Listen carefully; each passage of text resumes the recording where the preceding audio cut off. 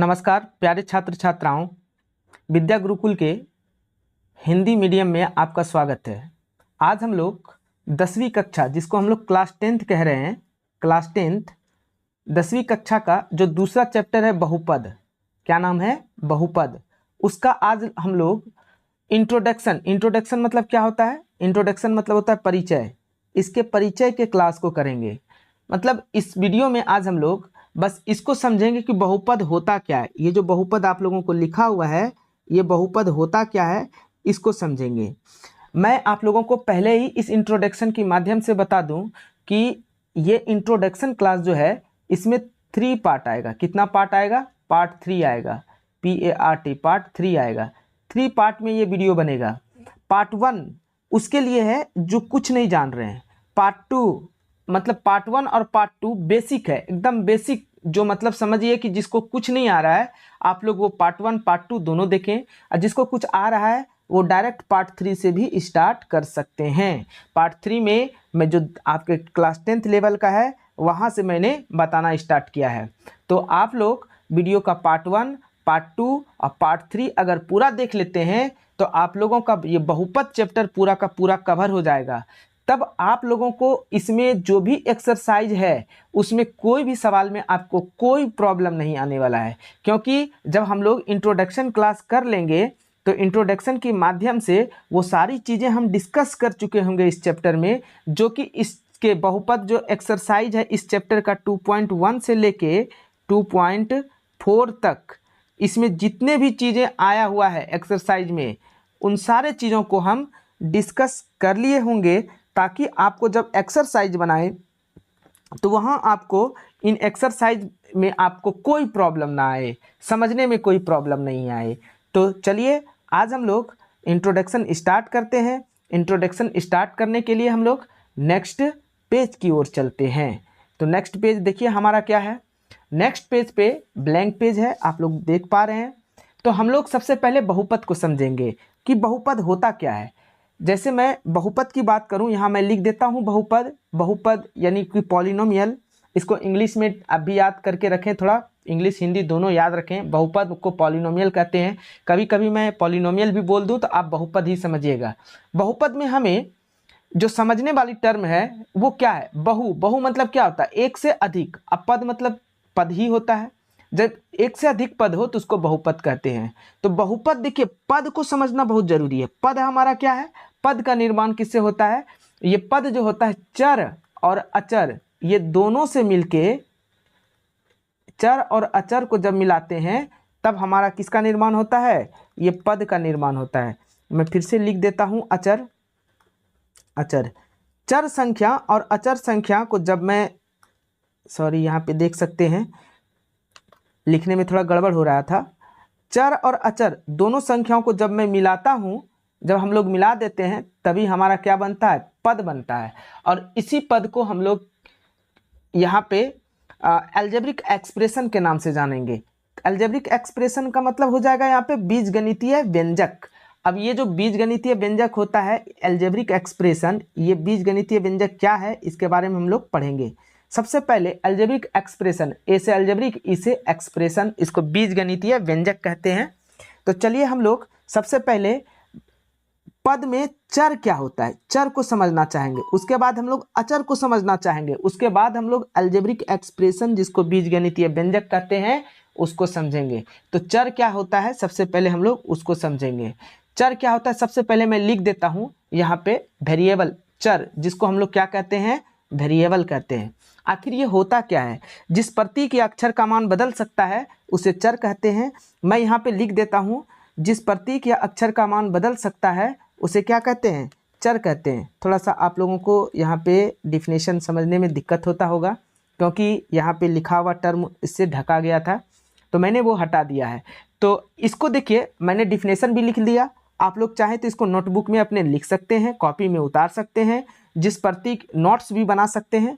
जिस प्रतीक या अक्षर का मान बदल सकता है उसे चर कहते हैं। चर को अक्सर अंग्रेजी के अक्षरों से दर्शाया जाता है, जैसे X, Y, Z, A, B, C, एक, यहाँ पे ये हो गया K, M, N, P, Q R T, इस तरीके से अंग्रेजी के जो अक्षर होता है ना, जेड देखिए मैं ऐसा ही लिख रहा हूँ, जेड को इस तरह से लिख के इस तरह से काट देता हूँ ताकि टू और जेड में फ़र्क पता चल सके।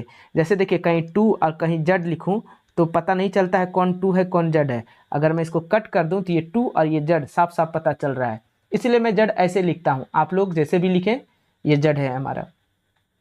तो अंग्रेजी के अक्षरों से जब इसको हम लोग डिनोट करते हैं तो इसको क्या कहते हैं? चर। प्रतीक या चिन्ह का मान बदल सकता है, ये क्या है? जैसे मैं कहूँ यहाँ पे एक इक्वेशन ले लेता हूँ, इक्वेशन के माध्यम से आपको समझाना चाहता हूँ। इक्वेशन के माध्यम से, ये इक्वेशन जो है कुछ इस प्रकार है, y equal to 2x plus 3। ये यहाँ पे देखिए इसमें दो, इस इक्वेशन में दो चर यूज हुआ है, एक y और एक क्या x। इसमें दो चर यूज हुआ है, दोनों चर में हम किसी का भी मान यहाँ पे रख सकते हैं। तो चलिए हम x का ही वैल्यू पुट करते हैं।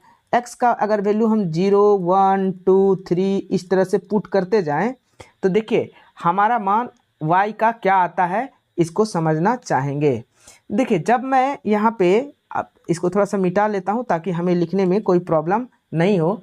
जब मैं यहाँ पे x का मान 0 पुट करूँ, x का मान कितना पुट कर रहा हूँ 0, तो y का मान कितना हो जाएगा, y इक्वल टू क्या 2 इंटू एक्स के जगह पे यहाँ क्या रखूँगा 0, 2 इंटू 0 प्लस 3, मतलब 2 गुना 0 प्लस 3, ये कितना हो जाएगा 2 गुना 0 तो हमारा 0 हो जाएगा, अब प्लस 3 है तो ये 3 हो जाएगा, तो 0 प्लस 3 हमारा 3 हो गया। जब x का मान 0 था तो y का मान क्या आ गया हमारा 3। इस तरीके से हम लोग देख लिए। चलिए नेक्स्ट मान हम पुट करना चाहते हैं, x बराबर 1 लेंगे तो y का मान कितना आ जाएगा, y बराबर हो जाएगा 2 इंटू, यहाँ x का मान हम लोग कितना रखने वाले हैं 1, अब प्लस कितना तो 3, ये x के जगह पे यहाँ जो था यही मान यहाँ पे 1 रखा है, तो x का मान 1 तो y ये देखिए कितना होगा 2 गुना 1 ये 2 हो जाएगा, अब प्लस कितना है 3 तो 3 हो जाएगा, यहाँ पे कितना हो जाएगा 5। देखिए कभी कभी हिंदी इंग्लिश दोनों मिक्स करके बोलूँगा, कभी कभी हिंदी बोल दूंगा कभी इंग्लिश बोल दूंगा, तो आप इस पर कभी गौर मत करिएगा, बस ये समझिएगा कि हम जो समझाना चाह रहे हैं वो आपको समझ में आ रहा है कि नहीं। जब x का मान मेरा 0 था और y का मान हमारा कितना आ गया 3, जब x का मान 0 था तो y का मान कितना आ गया 3, जब x का मान मैंने कितना लिया 1 तो y का मान कितना आया था मेरा 5, जब x का मान मैंने 1 लिया तो y का मान कितना आ गया 5। आप यहाँ पे देख सकते हैं x के अलग अलग मान के लिए, x का जो अलग अलग मान है, x का 0 हो गया 1 हो गया, x के अलग अलग मान के लिए हमें y का अलग अलग वैल्यू मिल रहा है। जब x का मान 0 था तो y का मान 3 आया, जब x का मान 1 आया तो y का मान 5 आया। इस तरीके से आप देख सकते हैं कि दोनों का वैल्यू मैंने निकाल लिया, और इस तरीके से यहाँ पे किस तरह से इसका मान बदलता है वो भी हमने बता दिया। तो इसको समझने के बाद अब आते हैं हम लोग, ये जो अचर पद है इसको समझना चाहेंगे। ये अचर पद क्या होता है इसको समझ लेते हैं। तो मैं यहाँ पे अचर पद का कुछ पहले ही लिख देता हूँ, अचर अचर पद पद। अचर पद क्या होता है? अचर पद कुछ नहीं, एक प्रकार का ये वास्तविक संख्याएं होती है। क्लास 9th में आप लोगों ने पढ़ा होगा, 9वीं कक्षा में वास्तविक संख्या क्या है वो सब आप लोगों ने पढ़ा होगा, वास्तविक संख्या के बारे में जानते ही होंगे। तो चलिए मैं इसको एग्जाम्पल के माध्यम से समझाता हूँ। अचर पद क्या होगा, जैसे 0 -1 -2 1 2 3 -4/5 6/7 3/5 -2/8, कुछ भी कोई भी नंबर ले लूँ, चाहे मैं डेसिमल में ही क्यों ना ले लूँ, 3.5 -1.5, ये देखिए 3.7 -2.7, ये कोई भी नंबर मैं ले लूँ, इस तरीके का नंबर, यानी कि चाहे पॉजिटिव नंबर ले लूँ, चाहे नेगेटिव नंबर ले लूँ, चाहे 0 ले लूँ, या फ्रैक्शन वाला टर्म ले लूँ प्लस में, चाहे फ्रैक्शन वाला टर्म ले लूँ माइनस में, या डेसिमल वाला टर्म ले लूँ, डेसिमल मतलब दशमलव वाला टर्म ले लूँ प्लस में, या डेसिमल वाला माइनस में, ये सारे के सारे हमारे क्या हैं, अचर पद हो जाएंगे। और अचर पद में आप लोगों को दो और अचर पद याद रखना है जो वेरी वेरी इंपॉर्टेंट है। पाई का वैल्यू कितना होता है 22/7 या 3.14 अप्रॉक्स में इसका वैल्यू होता है। आप लोगों को ये मान भी याद रखना है, पाई का वैल्यू कितना है 22/7 या 3.14। ये भी हमारा पाई क्या है, एक अचर पद है। अब यहाँ पे देखिए पाई के साथ साथ में और एक ई को हम लोग यूलर संख्या कहते हैं।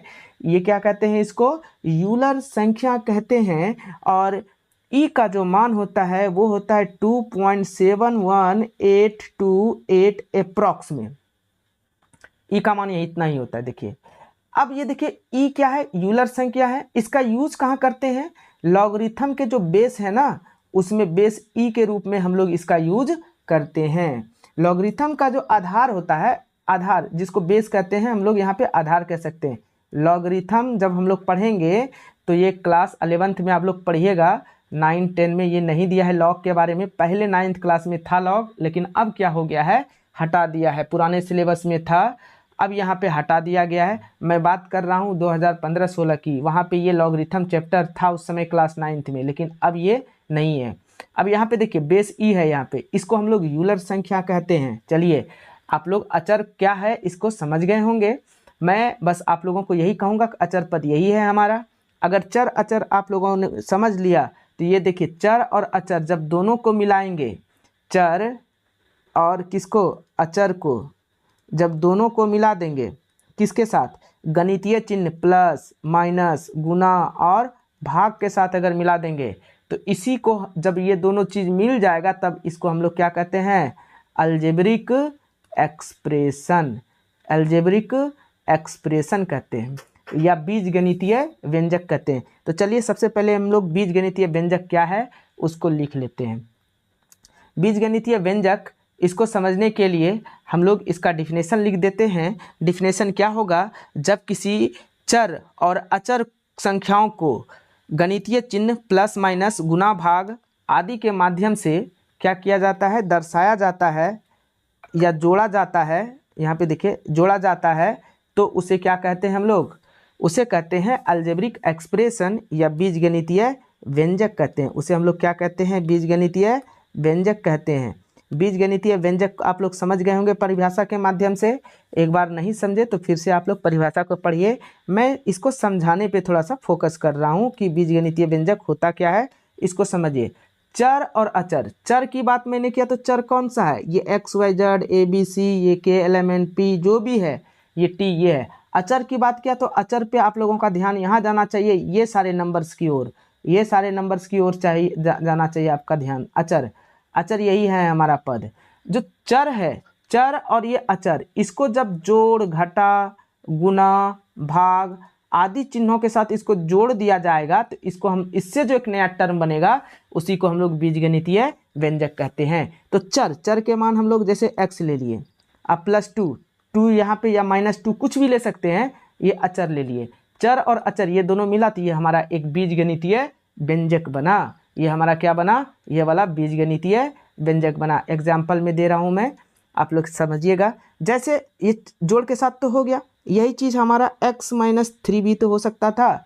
ये घटा के साथ ये चर हो गया, ये जो हमारा चर है और ये जो अचर है, ये दोनों का रिलेशन, ये दोनों जो है माइनस के साथ आया है गणितीय चिन्ह, तो ये भी हमारा क्या हो जाएगा, एक हमारा बीजगणितीय व्यंजक हो जाएगा। तो आप लोग समझ गए होंगे बीजगणितीय व्यंजक किसको कहते हैं। इसको हम लोग गुणा के माध्यम से भी दर्शा सकते हैं।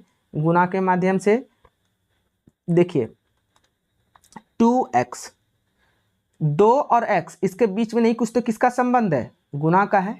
तो 2x ये भी हमारा क्या हो गया, एक अलजेब्रिक एक्सप्रेशन हो जाएगा, बीजगणितीय व्यंजक हो जाएगा। मैं इसमें कुछ जोड़ दूं 3, तो 2x + 3, तो ये भी हमारा क्या हो जाएगा, एक बीजगणितीय व्यंजक। अगर मैं भाग के रूप में लिखूं x/2 + 3, तो ये भी हमारा क्या हो जाएगा, एक बीजगणितीय व्यंजक।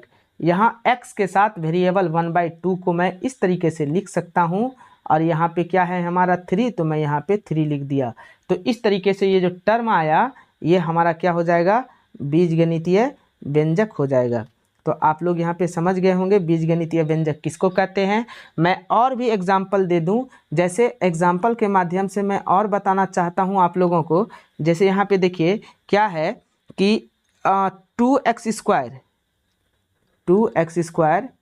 प्लस, मैं लिख देता हूँ 2x² + 3x + 5।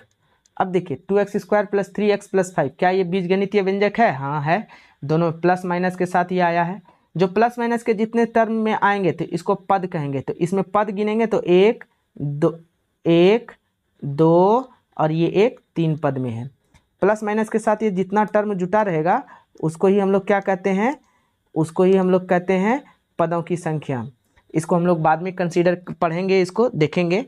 जैसे मैं लिख दूं 2x की ही क्यों लूँ, मैं कुछ इसके लिए अलग ले लेता हूँ। जैसे मैंने लिया यहाँ पे 3x माइनस 4y आप प्लस 5z, ये कोई हमने लिया।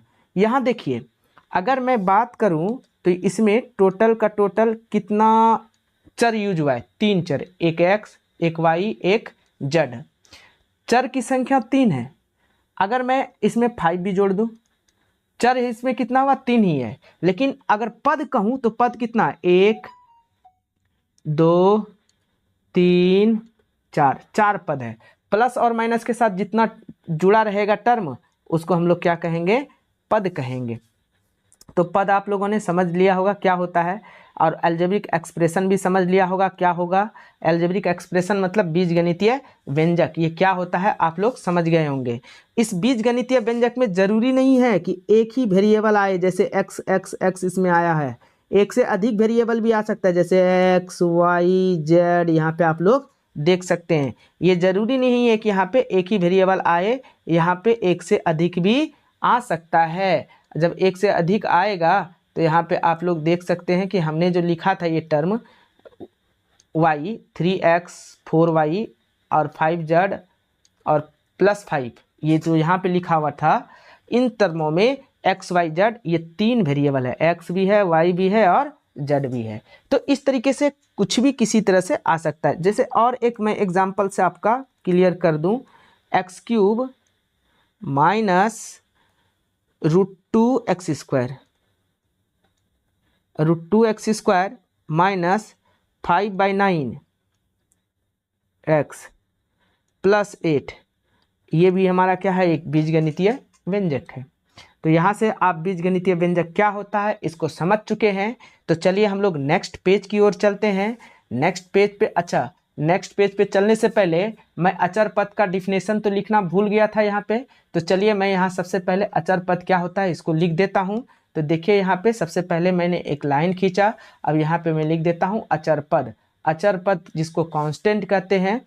कांस्टेंट क्या होता है, जिसका मान निश्चित होता है जो बदलता नहीं है। मैं लिख देता हूँ जिसका मान निश्चित होता है और जो बदलता नहीं है उसे क्या कहते हैं, अचर पद कहते हैं। तो अचर पद के बारे में आपको एग्जाम्पल तो मैं दे ही दिया था।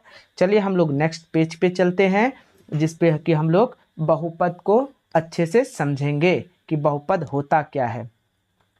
अब जैसे ही हम लोगों ने पेज पे नेक्स्ट पेज पे आया हूँ, जैसे मैं हम लोग अब नेक्स्ट पेज पे आए हैं, तो अब बहुपद को समझना है। तो बहुपद होता क्या है, तो मैं सबसे पहले यहाँ पे बहुपद लिख देता हूँ कि बहुपद जिसको हम लोग पॉलिनोमियल कहते हैं, ये होता क्या है।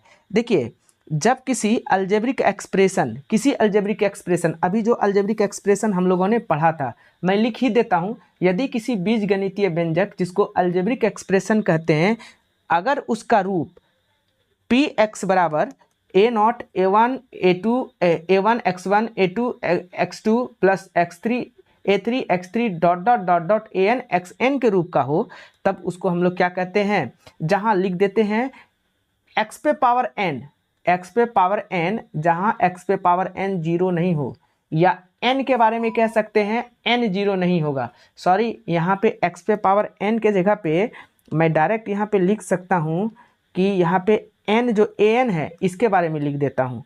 x पे पावर n नहीं, an के बारे में कह सकता हूँ। a1, सॉरी गलत हो गया था, थोड़ा सा समझिएगा आप लोग। an यहाँ पे क्या हो सकता है, 0 नहीं होगा, तब इसको हम लोग क्या कहेंगे, बहुपद कहेंगे। किसके रेस्पेक्ट में बहुपद कहेंगे, x के रेस्पेक्ट में बहुपद कहेंगे। और कितने डिग्री का बहुपद कहेंगे, n घात का बहुपद कहेंगे। चूंकि यहाँ पे पावर मैक्सिमम पावर कितना है, n है, इसलिए इसे हम लोग कितने घात का बहुपद कहेंगे, n घात का बहुपद कहेंगे। समझ में आ गया होगा। तो मैं इसकी डेफिनेशन थोड़ा और भी बढ़ा देता हूँ कि जिसके रूप में हो, किसके रूप में, इसके रूप में, ये जो एक्सप्रेशन है अगर इसके रूप में हो, कोई भी हमारा अलजेब्रिक बीजगणितीय व्यंजक इस रूप में दिया गया हो, रूप में हो जहाँ पे, तो उसको हम लोग क्या कहेंगे, जहाँ पे an 0 के बराबर नहीं हो तो हम उस व्यंजक को बहुपद या पॉलिनोमियल कहते हैं। अब यहाँ पे आप लोगों को ध्यान में रखना होगा कि इस बहुपद में से हमको समझना क्या है कि यहाँ पे तो बहुपद इसको कह दिए, लेकिन बहुपद कहेंगे किस में इसको, इसको हम लोग जो बहुपद कहेंगे तो उस व्यंजक को x के पद में, x के चर में, x के चर में बहुपद कहेंगे। यहाँ पे आप लोग थोड़ा सा लिख लीजिएगा, x के चर में बहुपद कहेंगे। और यहाँ पे a1 क्या है, a नॉट क्या है, a ये एक अचर पद है, ओ अचर पद है, ठीक है। अचर पद ये भी है, ये भी a1 भी है, a2 भी है, a3 भी है, an भी, ये सब का सब अचर पद होगा। लेकिन यहाँ पे a1 क्या होगा, x1 का गुणांक होगा, a2 क्या होगा, x2 का गुणांक होगा, a3 क्या होगा, x3 का गुणांक होगा, और डॉट डॉट इसी तरह an किसका गुणांक होगा, x पे पावर n का गुणांक होगा। तो मुश्किल से आप लोगों को ये मैं लगता है ऐसा मुश्किल तो नहीं होना चाहिए समझने में, आप लोगों को ये बहुत आसान चीज़ है, समझ गए होंगे। इसके एग्जाम्पल के माध्यम से मैं आप लोगों को यहाँ पे समझाऊंगा, तो आप निश्चय ही ये बात समझ जाइएगा कि ये डिफिनेशन में ये जो पद दिया है ये क्या है। ये बहुत ही आसान टर्म लिखा है, ये जो टर्म लिखा है ये बहुत ही आसान है, ये कोई बड़ा चीज़ नहीं है। आप लोग देख के इसको घबराइए मत, ये बहुत आसान चीज़ है। जैसे मैं एग्जाम्पल के माध्यम से आपको क्लियर करता हूँ। यहाँ पे देखिए एग्जाम्पल तो मैं दूंगा, सबसे पहले मैं ये लिख दूं कि a1 a2 a3 यहाँ पे है क्या, तो a1 a2 जहाँ पे देख सकते हैं a1 a2 a3 ये वास्तविक संख्याएं हैं, तथा ये x1 x2 x3 dot dot xn का गुणांक या कॉफिशिएंट कहा जाता है। इसको क्या कहा जाता है, कॉफिशिएंट कहा जाता है। एक बात ये ध्यान में आप लोग रखिएगा। तो अब यहाँ पे कुछ टर्म आप लोगों को और भी ध्यान रखना है। n का जो मान होगा वो n का मान, जहाँ n का मान जो होगा वो 0 हो सकता है, 1 हो सकता है, 2 हो सकता है, 3 हो सकता है, 4 हो सकता है, एंड सो ऑन, इसी तरह बढ़ते जा सकता है। लेकिन कभी भी आप n का जो मान है कभी भी आप निगेटिव नहीं ले सकते। निगेटिव मतलब, निगेटिव का मतलब क्या हो गया, जैसे -1 -2 -3 -4, इस तरह से कोई संख्या नहीं लेना है। n का मान कभी भी फ्रैक्शन, फ्रैक्शन को मैं f से डिनोट कर देता हूँ। फ्रैक्शन मतलब भिन्न, भिन्न जिसको कहते हैं, अंश बटे हर के रूप में होता है भिन्न, आप लोगों को पता होगा। तो भिन्न नहीं होना चाहिए। भिन्न मतलब क्या, जैसे 3/2 5/6 -5/6, इस रूप में कुछ नहीं होना चाहिए n। और क्या नहीं होना चाहिए, n, तो n पे कभी भी रूट नहीं होना चाहिए। रूट होने का मतलब क्या है, जैसे किसी वेरिएबल पे रूट नहीं होना चाहिए। वेरिएबल पे रूट होने का मतलब, जैसे वेरिएबल में चर के बारे में कह दूं, चर पे रूट हुआ, तो चर जैसे x है, रूट का मतलब क्या होता है, किसी पे पावर हाफ। हाफ होने का मतलब क्या हो गया, यहाँ पे ये मेरा फ्रैक्शन में आ गया पावर। तो अगर ये हमारा फ्रैक्शन में पावर हो गया तो ये कभी भी हमारा पॉलिनोमियल या बहुपद नहीं होगा। आप लोग बस इतना सा ध्यान रखें n के बारे में। n जो पावर है, n क्या है यहाँ पे, x पे पावर n, ये वेरिएबल जो चर है, चर पे जो पावर है n क्या है, चर का पावर। कोई भी चर x y z a b c जो भी होगा, उसके जो चर का जो पावर है वो कभी भी 0 1 2 3 4 के अलावा और भी कुछ आ जाए, जैसे कि ये सब आ जाए, तो आप लोगों को कभी भी वो बहुपद नहीं होगा। बस इतना सा ध्यान में रखिएगा। यानी कि आप लोग समझ गए होंगे बहुपद क्या है। x मतलब जो चर है उसकी घात ऋणात्मक नहीं होगा। मैं यहाँ पे लिख ही देता हूँ, x मतलब क्या, चर, इसकी घात जो है, घात मतलब पावर इसका ऋणात्मक नहीं होगा।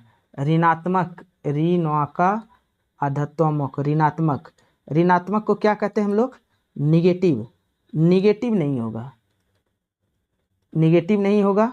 साथ में भिन्न नहीं होगा। भिन्न का मतलब क्या होता है, भिन्न जिसको अंश बटे हर कहते हैं, भिन्न मतलब फ्रैक्शन, FRACTION, ये फ्रैक्शन नहीं होगा, तब ये हमारा क्या कहलाएगा, बहुपद कहा जाएगा। बहुपद को हमने समझ लिया है। अब ये बहुपद का कुछ एग्जाम्पल लेते हैं, जैसे x² प्लस 3x प्लस 5। हमने ये एक एग्जाम्पल दिया। आप लोग बताइए पी एक्स यहाँ पे बहुपद के रूप में क्यों लिखा गया? X square plus 3x plus 5, ये जो था x square plus 3x plus 5, ये अलजेब्रिक एक्सप्रेशन है कि नहीं?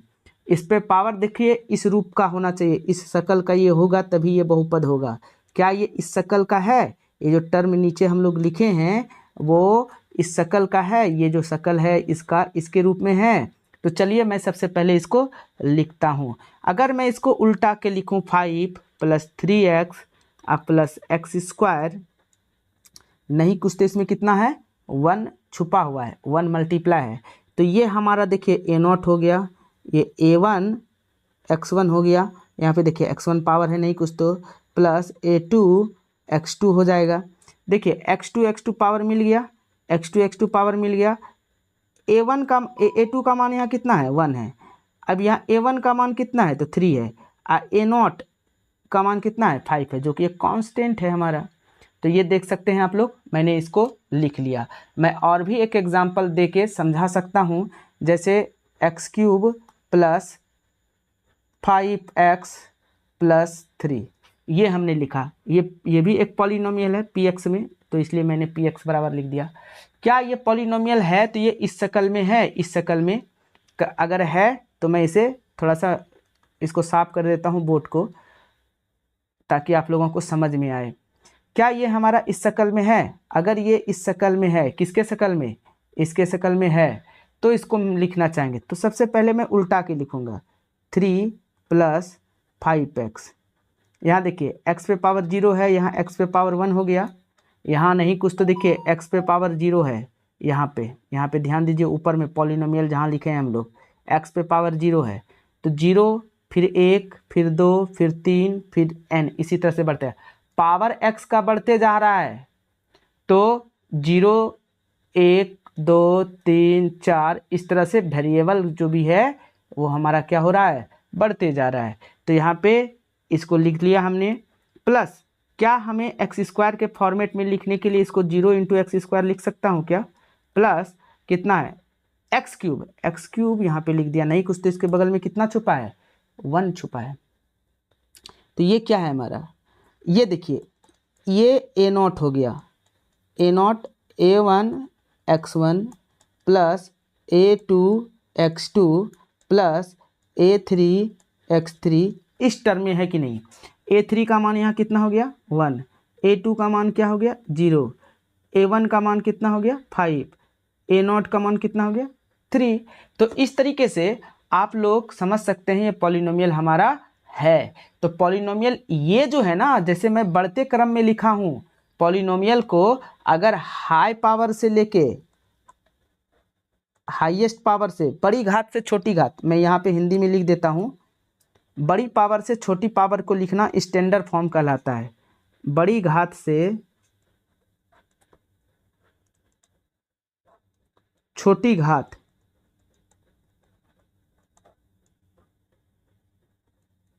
मतलब पावर के रूप में लिखना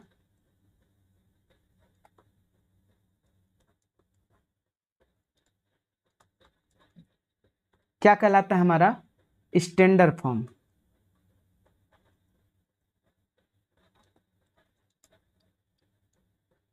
स्टैंडर्ड फॉर्म या मानक रूप कहलाता है। मानक हो जाएगा, मारक नहीं, ममाका नौ को मानक रूप कहलाता है। तो ये देख सकते हैं आप लोग, इसको बड़ी घात से छोटी घात तक लिखना ये हमारा मानक रूप कहलाता है। जैसे मैं इसको ऐसे लिख दूं, एक एग्जांपल लेके x1 plus x square plus x3, ये हमारा मानक रूप नहीं है। अगर मैं इसी चीज़ को x³ plus x square plus x इस रूप में लिख दूं तो ये हमारा मानक रूप हो जाएगा, स्टैंडर्ड रूप हो जाएगा। किसका? बहुपद का। तो उम्मीद करते हैं आप लोग बहुपद को समझ गए होंगे, और मैं बहुपद को समझाने के लिए कुछ टर्म भी लेके आया हूँ। बहुपद में अब कितने पद होते हैं, पदों की संख्या कितनी है, इसको हम लोग समझेंगे कि पद कितना होता है। मैं इसको थोड़ा सा मिटा देता हूँ, यहाँ लाइन अप कर देता हूँ, आप लोग इसे नोट कर लीजिएगा, नहीं तो आप स्क्रीनशॉट लेके इसको लिख सकते हैं। मैं इसको यहाँ पे इरेज कर रहा हूँ ताकि मैं इधर कुछ लिख सकूँ। देखिए, हम लोगों ने बहुपद को समझ लिया है। अब बहुपद को समझने के साथ साथ हम लोग किसको समझेंगे, इसमें पदों की संख्या कितना होता है वो चीज़, पद क्या होता है इसको समझ लेंगे। पद को समझने के लिए देखिए, यहाँ मैं सबसे पहले लिख देता हूँ पदों की संख्या। पदों की संख्या क्या होता है, प्लस और माइनस से जितने भी टर्म जुड़ा होगा, प्लस और माइनस से जितने भी पद जुड़ा होगा उसमें पदों की संख्या उतना ही होगा। वो क्या कहलाएगा, पदों की संख्या कहलाएगा। जितने भी होगा वो उतने ही पद होगा उसमें। जैसे मैं एक एग्जाम्पल के माध्यम से आपको बताऊं, 2x + 3, इसमें कितना पद है, एक पद 3 है, एक पद 2x है, इसमें प्लस तो बीच में एक ही आया है, तो इसमें एक पद हो गया, एक पद, तो टोटल कितना पद हो गया, 2 पद। मैं और भी एग्जाम्पल ले लूँ, जैसे 2x² + 3x + 4।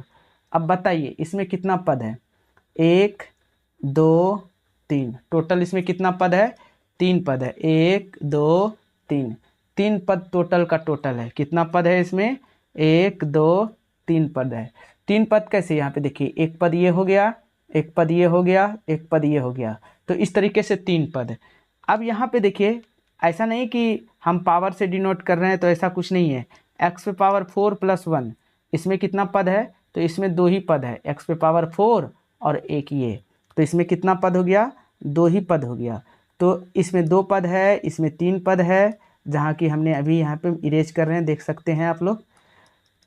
2 पद 3 पद हम लोग समझ गए पदों की संख्या को। जैसे और एक एग्जांपल ले लूँ, x⁴ + 3x² + 2x, ये देखिए इसमें कितना पद है, 1 2 3 पद। अगर मैं इसी तरह से x⁴ + 3x² + 2x + 6 ले लूँ, तो इसमें कितना पद हो गया, 1 2 3 4। तो उम्मीद है कि आप लोग बहुपद में पद की संख्या को भी समझ गए होंगे।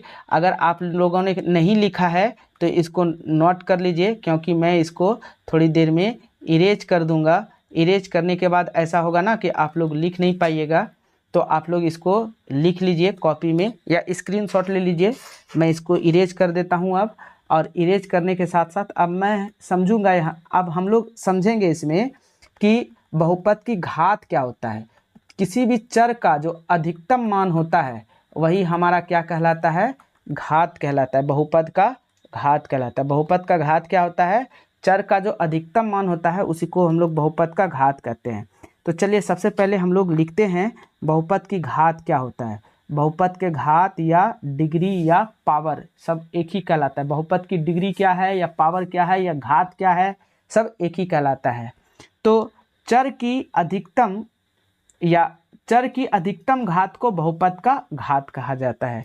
जैसे अभी मैं एग्जांपल लूँ, x³ + x⁵ + 3x² + 2। यहाँ पे देखिए चर की अधिकतम घात कितना है, 3 है। यहाँ पे इस चर, ये चर कौन सा है, चर हमारा कौन सा है, x है।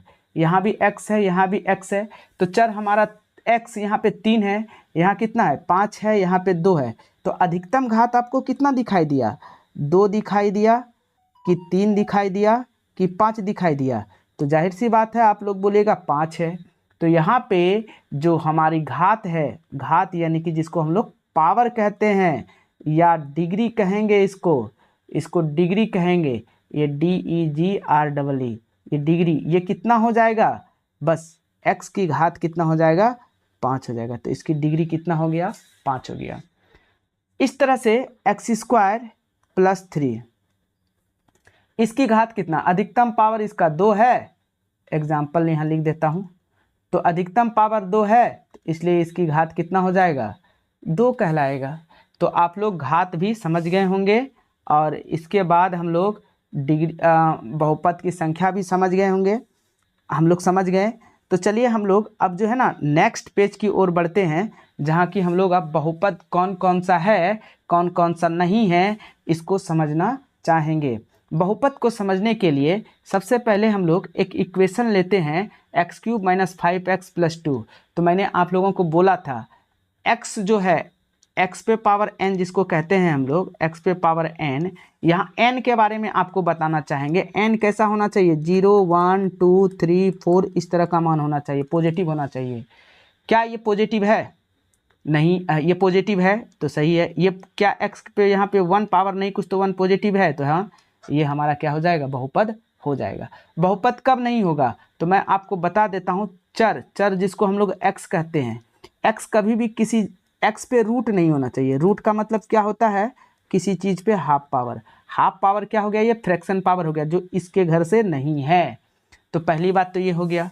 x कभी भी किसी चीज़ के नीचे नहीं होना चाहिए। पहला चीज़ x पे रूट नहीं होना चाहिए। दूसरा चीज़ x किसी चीज़ के नीचे नहीं होना चाहिए। नीचे होने का मतलब क्या होता है, ये एक पावर है नहीं कुछ तो, जैसे ही इसको मैं ऊपर ले जाऊं तो ये x⁻⁻1 हो जाएगा। एक फार्मूला बेसिस एंड पावर में आप लोगों ने पढ़ा होगा, a⁻⁻n, तो माइनस ख़त्म करने के लिए 1/a पे पावर n कर देते हैं। अगर 1/a पे पावर n नीचे में है तो ऊपर जैसे जाएगा तो माइनस में हो जाएगा। यही चीज़ एज इट इज़ हम सेम टू सेम a⁻n अगर हो, अगर हम लोग इसको नीचे ले जाएं तो a⁻−n हो जाएगा। यानी कि अगर नीचे -n होगा तो ऊपर जाएगा तो वो क्या हो जाएगा, प्लस में हो जाएगा, या प्लस यहाँ पे रहेगा तो नीचे आएगा तो -n हो जाएगा। इस तरीके से आप लोग समझ गए होंगे इस फार्मूला को। ये एक्सपोनेंट एंड पावर, जिसको हम लोग घातांक पावर एंड एक्सपोनेंट, जो भी चैप्टर है, एक्सपोनेंट नाम का एक चैप्टर है, वहाँ पे आप लोगों को ये चीज़ फार्मूला देखने को मिलेगा। तो इसलिए कहा कि ऐसा नहीं होना चाहिए। अब बाद बाकी इस पर निगेटिव पावर नहीं हो, फ्रैक्शन पावर नहीं हो, और डेसिमल वाला भी पावर नहीं होना चाहिए। तो बाद बाकी कुछ भी रहेगा, जैसे कि 0 1 2 3 4, यही सब आपको खोजना है। अगर ऐसा रहेगा तब ये बहुपद होगा, अगर ऐसा रहेगा तो वो बहुपद नहीं होगा। तो चलिए हम लोग नेक्स्ट क्वेश्चन की ओर बढ़ते हैं, देखते हैं आपका समझ कहाँ तक विकसित हो पाया है। आप लोग बताएं वीडियो को पॉज करके कि क्या ये बहुपद है। अगर आपने सीखा है तो आप लोग वीडियो को पॉज करिए और बताइए हमको ये बहुपद है कि नहीं। तो चलिए आप लोग वीडियो को पॉज करके सोच लिए होंगे, मैं अब इसको बताने जा रहा हूँ। देखिए x पे पावर क्या है, 2 है, पॉजिटिव है कि नहीं, हाँ है। x पे पावर यहाँ रूट है, यहाँ देखिए रूट है x का। जब रूट किसके बराबर होता है, ये रूट जब होता है किसी पे पावर हाफ होता है, तो इसको अगर मैं लिखूँ तो इस रूप में ये पूरा बहुपद जो लिखाएगा 5x² - 2x पे पावर हाफ + 7। तो x का मान क्या नहीं होना चाहिए, देखिए x का मान 0 1 2 3 4 पॉजिटिव नंबर होना चाहिए।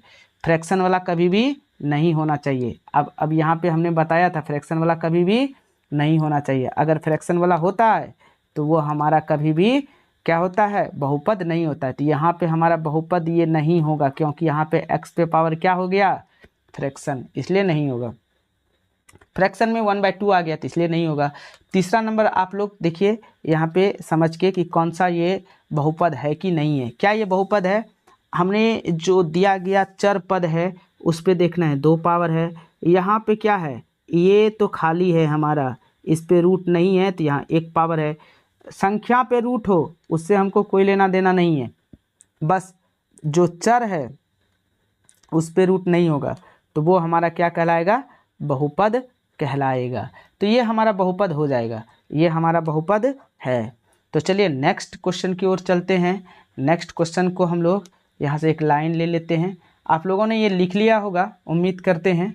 अगर लिख लिया होगा तो ठीक है, नहीं तो मैं इसको इरेज कर देता हूँ अभी, ताकि इधर वाले टर्म को आपको समझने में कोई दिक्कत नहीं हो। ये फार्मूला आप लोग बार बार ध्यान में रखिएगा, क्योंकि इस फार्मूले का भी हम लोग यूज़ करेंगे। तो यहाँ पे जो हमने इसको इरेज कर लिया है, अब ये घातांक भी लिखा हुआ था, मैंने इरेज कर लिया है। अब यहाँ पे मैं दूसरा एग्जाम्पल लेता हूँ। दूसरे एग्जाम्पल के माध्यम से आप लोगों का माइंड डेवलप करना चाहता हूँ कि क्या आप लोग बहुपद सीखें कि नहीं सीखें। इस टर्म को देख के आप इस बहुपद को देख के बताइए कि ये मेरा बहुपद है कि नहीं, मतलब ये अलजेब्रिक एक्सप्रेशन को देख के बताइए कि ये बहुपद है कि नहीं। तो ये देखिए z² है, क्या 3 इंटू 1/z इसको लिख सकता हूँ और +1 z² प्लस 3 इंटू जेड, यहाँ पे देखिए नीचे है पावर, जब ऊपर जाएगा तो ये -1 लेके जाएगा +1, तो जेड पे यहाँ कितना पावर है पॉजिटिव, ठीक है। यहाँ क्या आ गया नेगेटिव, जो कि हमारा कतई बर्दाश्त नहीं होगा। अगर ये होगा तो ये कभी भी हमारा बहुपद नहीं होगा। तो डी नंबर आप लोगों ने देख लिया। ई नंबर देखिए हम दिए हैं, आप लोग वीडियो को पॉज करके बताइए ये बहुपद है कि नहीं है। तो शायद आप लोगों ने वीडियो को पॉज कर लिया होगा, तो हम लोग यहाँ पे देखेंगे बहुपद है कि नहीं। देखिए टी पे पावर 2 है, टी यहाँ हमारा एक चर है, टी यहाँ एक चर है जिस पे पावर 1 है, यहाँ 2 है, यहाँ 1 है, तो इसलिए ये हमारा बहुपद हो जाएगा, क्योंकि इस पर निगेटिव पावर नहीं है, रूट वाला पावर नहीं है, कोई फ्रैक्शन पावर नहीं है यहाँ पे, तो इसलिए ये हमारा बहुपद हो जाएगा। तो इस चीज़ को हम लोग अगर समझ लिए हो तो नेक्स्ट सवाल की ओर चलते हैं।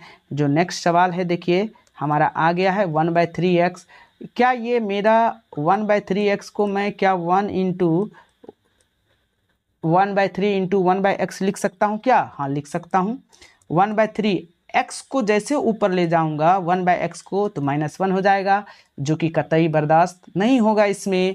x पे पावर अगर माइनस होगा तो ये हमारा कभी भी बहुपद नहीं होगा, क्योंकि बहुपद होने के लिए क्या होना चाहिए, यहाँ देखिए 0 1 2 3 4 n जो होना चाहिए, n का शकल वहाँ पे इसी रूप में होना चाहिए, पॉजिटिव होना चाहिए, निगेटिव नहीं होना चाहिए, पॉजिटिव होना चाहिए, बस यही ध्यान रखिए, ठीक ना।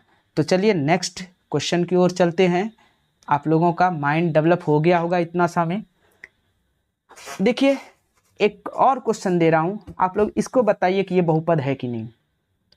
-5 क्या ये बहुपद है? अगर है तो बताइए, नहीं है तो इस पर दिमाग लगाइए क्या है ये नहीं है। तो चलिए आप लोग सोच लिए होंगे, वीडियो को पॉज करके सोचिए आप, अगर नहीं सोचे हैं तो उम्मीद करते हैं आप लोग सोच लिए होंगे। अब मैं इसको बताना स्टार्ट करता हूँ। -5 इंटू, क्या मैं इसको इस तरीके से -5 इंटू 1 लिख सकता हूँ क्या? -5 इंटू 1 आप लोग जानते होंगे -5। अब 1 जो है किसी पे पावर 0 हो सकता है कि नहीं, x पे पावर 0 वो किसके बराबर होगा, 1 के बराबर होगा। तो ये देखिए ये जो वेरिएबल है, चर है, इस पे पावर हमारा कितना आ गया, चर पे पावर हमारा कितना आ गया, यहाँ पे 0 आ गया। तो 0 तो हो सकता है ना, x पे पावर n का वैल्यू क्या आ सकता है, 0 1 2 3 4 इस तरह का नंबर तो हो सकता है। तो यहाँ पे 0 हो गया, तो ये हमारा बहुपद होगा। आखिर ये कौन सा बहुपद होगा, तो इसको हम लोग कहेंगे कांस्टेंट बहुपद, ठीक है। इसको क्या कहेंगे, कांस्टेंट बहुपद। आप लोग समझ गए होंगे ये भी बहुपद है, आप लोग देख के समझिए। अब जी के बाद h नंबर में दे रहा हूँ, अब इसको समझ के बताइए कि क्या ये बहुपद है। देखिए x पे पावर -2 है, तो देखने से लग रहा है निगेटिव है, तो नहीं होगा। आप लोग वीडियो को पॉज करके आप लोग सोचिए समझिए, 2 मिनट का टाइम लीजिए और तब बताइए कि बहुपद है कि नहीं। तब तक मैं इसको बता देता हूँ कि ये बहुपद है कि नहीं। तो देखिए ये बहुपद है मेरा, कैसे है, अगर मैं इसको सॉल्व करूँ 1/3 इंटू 1/x पे पावर -2 लिखूँ प्लस 4x प्लस 5, ऐसा तो लिख सकता हूँ। 1/3 इंटू एक्स पे पावर -2 है, जब ये ऊपर जाएगा तो x पे पावर क्या हो जाएगा 2 और प्लस कितना 4x प्लस 5। अब हमें देखना है, थोड़ा सा सॉल्व किया इसको, देखना है x पे पावर 2 है, x पे पावर 1 है, कहीं भी निगेटिव है नहीं है, तो ये हमारा क्या हो जाएगा, बहुपद हो जाएगा। h के बाद हम लोग नेक्स्ट क्वेश्चन की ओर बढ़ते हैं। h के बाद i होगा, ये h नहीं होगा, i होगा। i नंबर में 1 माइनस √5x, तो ये √5 जो है ना सिर्फ 5 पे है, x पे नहीं है, तो x पे पावर कितना है 1। इधर किसी पे रूट रहे उससे हमको कोई लेना देना नहीं है, बस x जो है चर, इस पे रूट नहीं होना चाहिए, तो नहीं है, तो ये हमारा क्या हो जाएगा, बहुपद हो जाएगा। इसको बताइए क्या ये बहुपद है। तो सबसे पहले ऐसा अगर आप लोगों को टर्म दिया रहे तो आप लोग इसको सोच के बताइए बहुपद है कि नहीं है। तो वीडियो को पॉज कर लीजिए, तब तक मैं चलिए बता देता हूँ अब ये बहुपद है कि नहीं। अगर ऐसा टर्म कभी भी आप लोगों को दिया रहे तो सबसे पहले जो सॉल्व होगा उसको सॉल्व करेंगे। तो डिस्ट्रीब्यूटिव लॉ लगा के इसको सॉल्व करने का तरीका क्या है, इसको इससे गुना कर दूंगा, इसको इससे गुना कर दूंगा, तो x गुना x कितना हो जाएगा, x² प्लस x और -3 तो -3x हो जाएगा। अब इस दोनों से गुना कर दिया तो इसको इससे गुना करूँगा, माइनस अब प्लस, तो माइनस हो जाएगा 1 इंटू एक्स, तो कितना हो जाएगा एक्स, इससे -1 और -3, तो माइनस माइनस प्लस 1 3 जा 3, 1 गुना 3 3 ही होगा ना, तो देखिए 3 हो गया। अब यहाँ पे नीचे क्या था, x था, तो हमने x लिख दिया। तो सबसे पहले हमने क्या किया, जो टर्म सॉल्व होने वाला था मैंने उसको क्या किया, सॉल्व किया। सॉल्व करने के बाद जो टर्म आया उसको लिखा। अब मैं फिर से इसको थोड़ा सा सॉल्व कर लेता हूँ। X square minus 3x minus x, तो ये कितना हो जाएगा, -4x और प्लस 3 बाय नीचे कितना 4, तो ये कितना हो जाएगा, एक्स स्क्वायर बाय 4 और माइनस कितना 4x बाय 4 और प्लस 3 बाई, सॉरी यहाँ पे 4 तो नहीं है, यहाँ पे कितना दिया हुआ है हमारा, x इतना दिया हुआ है, तो हम लोग क्या लिखेंगे, यहाँ पे x लिखेंगे। ये थोड़ा सा गड़बड़ हो गया था, ये x होगा, यहाँ भी x होगा, यहाँ भी x होगा, यहाँ भी x होगा, क्योंकि ये नीचे x था तो यहाँ तो x ही होगा, तो डिस्ट्रीब्यूटिव लॉ लगेगा, ये इसमें भी होगा, ये इसमें भी होगा, ये इसमें भी, सबको मैंने अलग कर लिया। ये x स्क्वायर कट गया, ये x इससे कट गया, तो ये बचा, कितना बचा, x -4 और प्लस 3, x पे पावर कितना नहीं कुछ तो 1, तो जैसे ये ऊपर जाएगा तो x पे पावर -1, इस तरह से हो जाएगा। तो अब ये बताइए क्या ये हमारा बहुपद है, यहाँ पे x पे पावर 1 है, ये पॉजिटिव है, ये तो ठीक है, लेकिन x पे पावर -1 यहाँ जो आ गया, इसलिए ये कभी भी संभव नहीं है, इसलिए ये दिया गया पद हमारा बहुपद नहीं होगा। नेक्स्ट क्वेश्चन की ओर चलते हैं। आप लोगों का दिमाग अब खुल गया होगा कि कौन सा बहुपद है कौन सा नहीं है। टाइम तो ले रहे हैं थोड़ा सा, लेकिन आप लोगों का कॉन्सेप्ट भी इसके माध्यम से क्लियर होते जा रहा है। तो चलिए नेक्स्ट क्वेश्चन, इसको करके बताइए क्या ये बहुपद है कि नहीं है। ये दिया गया देखने से लग रहा है क्या, √x है, x पे पावर 3/2 है, फ्रैक्शन में है, यहाँ पे रूट में है, यहाँ फ्रैक्शन में है, तो ये बहुपद नहीं होगा। लेकिन लेकिन लेकिन आप लोगों को सॉल्व करके देखना होगा कि ये बहुपद है कि नहीं है। तो सबसे पहले हम लोग सॉल्व करेंगे तो 6 होगा, x रूट है, x पे पावर हाफ हो जाएगा रूट का, प्लस यहाँ पे हम लोग x पे पावर कितना है 3/2, तो x पे पावर 1 इंटू एक्स पे पावर 1/2 लिख सकता हूँ क्या। देखिए थोड़ा सा गड़बड़ हो गया है, हाँ चलिए यहाँ पे x पे पावर 1/2 लिख सकता हूँ क्या मैं। कैसे लिखा ये देखिए, x पे पावर 3 को x पे पावर 1 इंटू एक्स पे पावर हाफ, ये क्या हुआ, देखिए a पे पावर m a पे पावर n, तो a पे पावर m प्लस n होगा ना, यही ना होता है फार्मूला। तो यहाँ पे x पे पावर का हमने किया x, तो यहाँ पे क्या लेंगे हम लोग, x ही तो लेंगे, यहाँ पे हमारा क्या होगा x होगा, तो ये x पे पावर m प्लस n, तो x पे पावर m प्लस n ये क्या हो जाएगा हमारा, तो x पे पावर 1 प्लस 1/2, 1/2 1 टका 8 ना, कितना हुआ 1.5 रुपया हुआ ना जी, तो 3/2 लिखेंगे। 1.5 रुपया को 3 टका का आधा ही तो कहते हैं 1.5 रुपया, तो हो तो गया हमारा। तो यहाँ पे इसको इस रूप में हम लोग लिख सकते हैं। तो चलिए यहाँ पे जो हमारा टर्म है ये √x, क्या मैं इसको x to the power half लिख सकता हूँ, तो लिख दिया। तो यहाँ पे देखिए दोनों में x to the power half दोनों में है, दोनों से हम क्या करेंगे कॉमन कर लेंगे, तो यहाँ क्या बचेगा 6 बचेगा, प्लस यहाँ क्या बचा, ये तो कॉमन हो गया, बचा यहाँ पे x, और यहाँ नीचे कितना है x टू दी हाफ है, ये पूरा x to the half cut गया, 6 + x ये हमारे पास आ गया।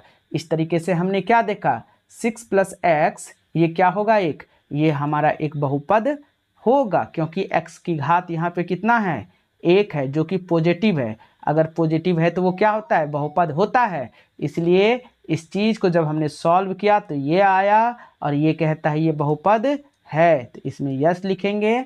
चूँकि इसको देखने के बाद तो लग नहीं रहा था ये बहुपद है, लेकिन ये वास्तव में बहुपद होगा जब इसको सॉल्व करेंगे। तो उम्मीद है आप लोग समझ गए होंगे कौन सा बहुपद है कौन सा बहुपद नहीं है। तो नेक्स्ट पार्ट हम लोग इसका पार्ट 2 कराएंगे, बेसिक से करा रहे हैं। अगर आप लोग ये जानते हैं तो इसको स्किप करके क्लास 10th के लिए मैं डायरेक्ट पार्ट 3 से आप लोगों को कहूँगा कि इंट्रोडक्शन देखिए।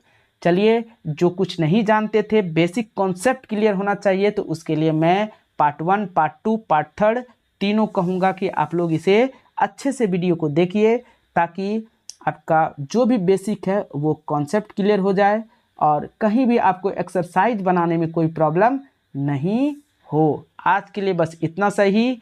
आज के लिए हम यहीं पे क्लास को क्या करते हैं, स्टॉप करते हैं।